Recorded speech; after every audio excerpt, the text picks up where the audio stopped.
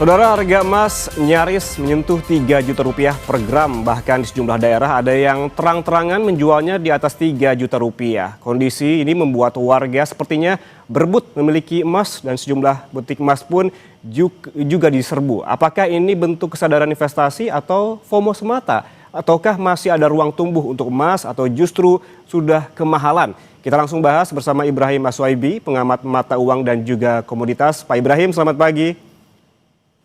Halo, selamat pagi. Pak Ibrahim, menurut Anda dengan harga emas saat ini yang nyaris menyentuh harga 3 juta rupiah per gram, bagaimana warga harus bersikap? Apakah agak apa-apa terus beli saja atau tahan dulu karena memang ini sudah kemahalan? Mas, jadi gini, harga emas ini kan masih akan terus melonjak. Ya, kita melihat emas dunia pun juga terus naik, kemudian logam mulia pun juga terus naik, kemungkinan sampai tahun 2028. Artinya apa? Walaupun harganya relatif lebih mahal di 3 juta, ini harga kemungkinan besar akan melonjak terus. Dan kemungkinan besar ya masyarakat yang melakukan pembelian pun juga terus akan mendapatkan satu keuntungan. Karena banyak beberapa faktor yang mempengaruhi lonjakan-lonjakan harga emas dunia maupun logam mulia. Yang terbaru saat ini adalah di Timur Tengah terjadi perang antara Arab Saudi dengan Uni Emirat Arab. Nah, ini pun juga di luar dugaan. Kemudian kapal induk ya Abraham Lincoln yang dari Laut Cina Selatan itu sudah merapat di Timur Tengah.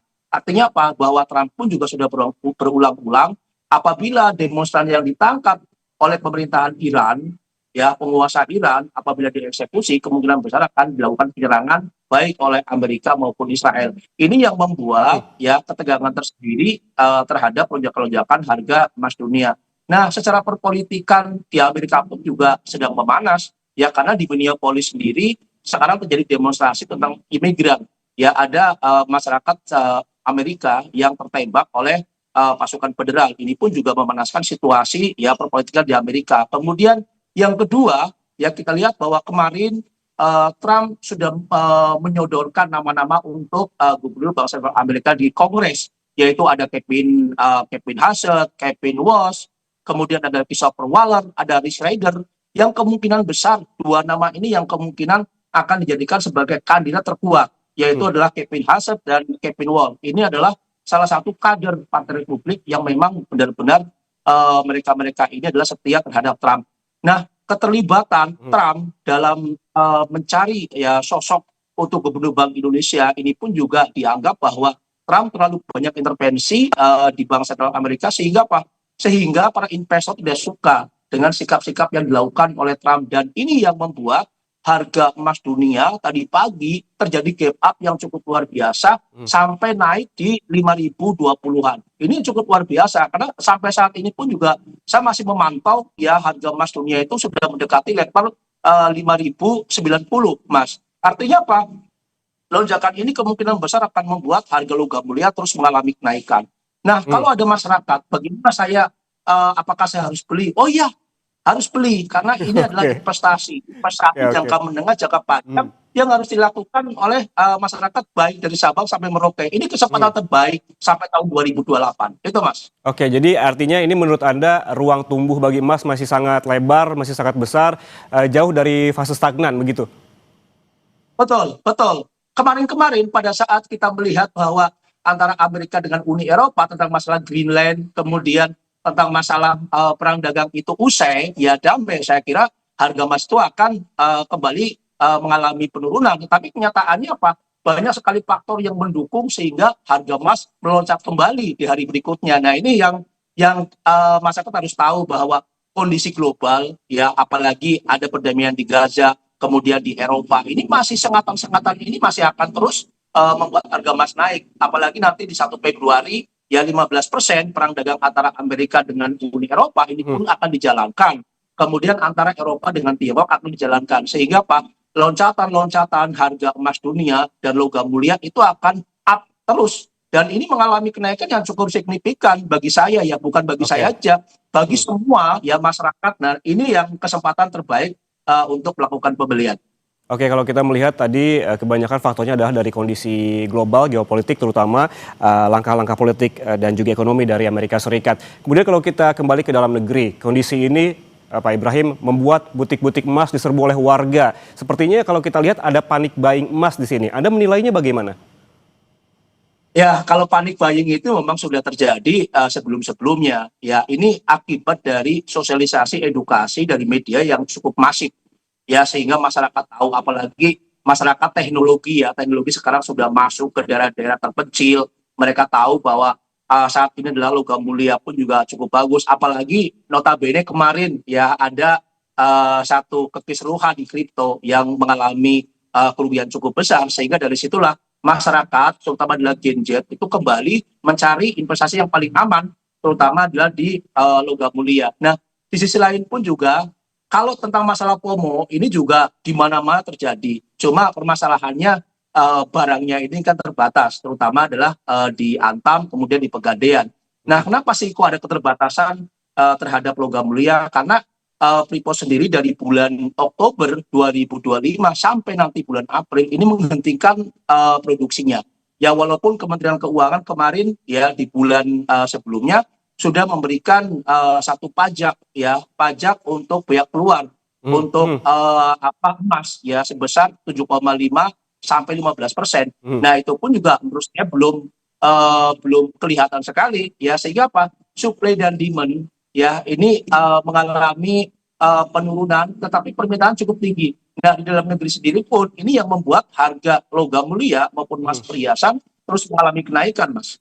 Oke, sebetulnya kan kalau kita melihat tadi disebutkan oleh Pak Ibrahim, ada FOMO gitu, membahas soal FOMO pembelian emas, terutama emas fisik. Ada narasi-narasi, terutama di media sosial, terkait dengan emas digital versus emas fisik begitu. Banyak yang menyarankan membeli emas fisik saja, karena memang bentuknya memang yang jelas begitu dibandingkan emas digital. Bagaimana menyikapi hal ini, Pak Ibrahim? Oh iya, oke Mas, ini pertanyaan bagus sekali ya. Memang dalam kondisi kekurangan emas fisik, baik di Gerai Antam maupun Pegadaian, yang ini adalah salah satu alternatif bisnis itu adalah menggunakan emas digital, terutama dalam bullion bank.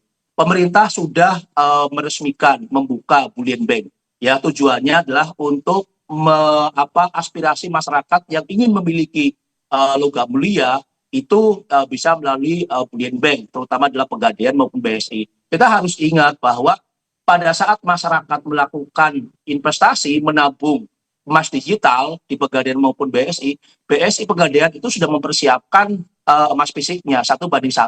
Pada saat nanti masyarakat misal mau menarik ya dananya, bisa berupa rupiah, bisa juga dengan menggunakan logam mulia.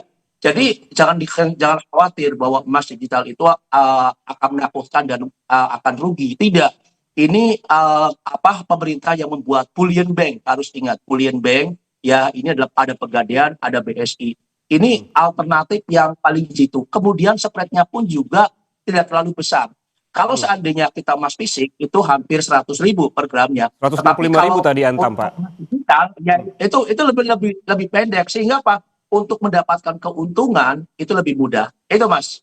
Oke, kalau tadi memang meyakinkan warga begitu, sebetulnya tuh apabila misalkan Pegadaian atau BSI emas fisik dan emas Antam emas digital itu perbandingannya 1:1. Kalau berbicara soal strateginya gimana, Pak? Apa mending dicicil alias dollar cost averaging kah atau langsung beli banyak dalam kondisi harga emas yang sekarang? Ya, jadi yang saya selalu edukasi terhadap masyarakat, di emas digital itu uang seberapapun silahkan kalian bisa beli. Misal saya punya dana, misal cuma 500.000 atau 100.000, bisa. Karena apa? Di sana itu di emas digital bisa di 0,01 gram itu bisa melakukan ini investasi. Jadi tidak melihat berapa besarnya uang ya. Kalau misal ada dana, masukin saja berapapun, 50.000 pun dimasukin ya di BSI maupun Pegadaian. Karena apa? Lama kelamaan ya investasi tabungan yang masuk ya ke Pegadaian maupun BSI kemungkinan besar akan bertambah dan akan banyak. Nah, kalau memang orang yang memiliki dana besar ya itu malah lebih bagus lagi. Karena apa? Ada prediksi di tahun 2026 ini harga logam mulia kemungkinan besar akan tembus itu di level 3.500.000. Artinya apa? Kalau saat ini di 3 juta masih ada selisih yang cukup banyak. Nah, saya sarankan bahwa investasi ya di logam mulia maupun di emas digital itu jangka menengah, jangka panjang 3 sampai 5 tahun ke depan. Karena apa? Kita harus lihat bahwa gejolak geopolitik, gejolak perpolitikan Amerika, gejolak bank sentral global, gejolak untuk supply dan demand, ya, kemudian gejolak untuk perang dagang, kemungkinan besar sampai tahun 2028. Ini Oke. yang diingatkan oleh para ekonom, ya, oleh para analis bahwa ini kesempatan terbaik ya bagi masyarakat, apalagi dalam kondisi ekonomi saat ini, daya beli masyarakat terus melambat, dan ini kesempatan bagi masyarakat untuk menabung. Untuk Oke. menabung. Karena apa? Kita harus ingat sekarang 1 gram, ya, 1 gram itu dihargain 1 kambing, Mas. Oke. Satu Oke. gram dihargain 1 kambing. Ini luar biasa. Oke. Saya juga baru dapat informasi pagi ini, Pak Ibrahim, dan Anda juga sempat mention-nya, untuk pertama kalinya emas dunia menyentuh harga $5.000 Amerika Serikat per troy ounce. Proyeksi Anda akan harga emas dunia seperti apa paling tidak dalam waktu dekat, kuartal 1 di tahun ini atau semester 1 di tahun ini, dan bagaimana juga proyeksi emas di Indonesia, terutama seperti emas antam dan lain-lain, begitu proyeksinya di tahun ini seperti apa? Ya, Mas, jadi saya melihat bahwa di tanggal 24 Desember saya memberikan satu prediksi untuk harga emas dunia dan logam mulia. Memang di kuartal pertama itu di 5.000. Kemudian untuk harga logam mulia sendiri di 3.200.000-an. Tetapi saya lihat itu adalah sampai 3 bulan. Tetapi di bulan Januari ini itu sudah tersentuh ya di level 5.000. Bahkan sekarang kemungkinan besar hari ini ya sampai sore harga emas dunia itu akan menyentuh di level 5.100. Artinya apa? Ini sudah terus mengalami kenaikan. Nah, saya memprediksi sendiri bahwa di tahun 2026 kemungkinan besar adalah di 5.500-an ya, US dollar per troy ounce. Sedangkan untuk logam mulia sendiri kemungkinan di 3.500.000. Nah, karena saya melihat bahwa di kuartal pertama itu sudah tercapai ya di level 5.000, kemungkinan besar ya dalam minggu ini saya akan membuat revisi kembali. Karena apa? Kalau seandainya di 5.000 sudah tersentuh, 5.500 kemungkinan besar di kuartal pertama akan kena kalau dalam kondisi geopolitik yang terus memanas, ketika di Amerika itu panas, apalagi di kuartal pertama ini akan ada pemilu selak ya untuk memilih anggota DPR di Amerika. Ini kemungkinan besar akan sedikit pemanas ya. Artinya apa? Bahwa bisa saja 5.500 itu akan tercapai di kuartal pertama. Nah, di kuartal berikutnya ya saya akan melihat kalau seandainya di kuartal pertama 5.500 kena, yang tadinya saya katakan bahwa 5.500 itu sampai akhir tahun, ya sekarang saya kerucutkan 5.500 di kuartal pertama, Mas. Ini kalau seandainya kena, ada kemungkinan besar ini cukup luar biasa. Masyarakat akan mendapatkan keuntungan yang begitu fantastis, ya, karena saya sendiri membuat satu prediksi di tahun 2026 itu prosentase untuk logam mulia itu hanya 6%. Ya, dari 2025 itu hanya 51%. Artinya apa? Kalau seandainya ada perubahan lagi, bisa saja kenaikan bukan lagi 66%, tetapi bisa 75%. Nah, tinggal tunggu aja, Mas. Nanti di minggu ini kemungkinan besar saya akan merevisi untuk prediksi harga emas dunia dan logam mulia. Baik, luar biasa sekali proyeksi tadi Pak Ibrahim di kuartal pertama harga emas dunia ini bisa menyentuh di 5.500 US dollar per troy ounce, dan juga ruang tumbuh terhadap emas ini juga masih sangat besar hingga tahun 2028, dan tadi juga sempat dibahas terkait dengan emas fisik dan juga digital yang memang tidak perlu dirisaukan begitu terkait dengan perbandingannya karena 1:1. Terima kasih Ibrahim Aswabi, pengamat mata uang dan juga komoditas, telah bergabung bersama kami di Kompas Bisnis. Pak, sehat Terima selalu. kasih, Mas. Saudara, kita